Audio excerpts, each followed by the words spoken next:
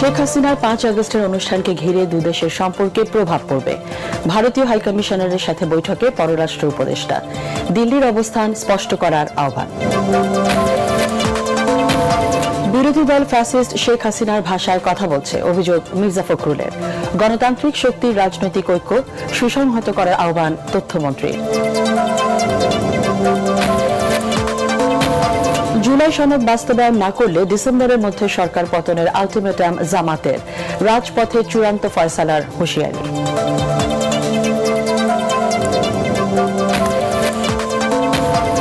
জ্বালানি সংকট মোকাবেলায় দেশের সরকারি ভবনগুলোতে সৌর প্যানেল স্থাপনের নির্দেশ প্রধানমন্ত্রীর। ভবিষ্যৎ প্রজন্মের জন্য নিরাপদ দেশ করতে পরিবেশ রক্ষার আহ্বান।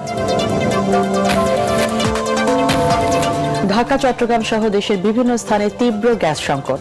বিদ্যুৎ কেন্দ্রগুলোর উৎপাদন কমে যাওয়ায় বেড়েছে লোডশেডিং, স্থবির জনজীবন।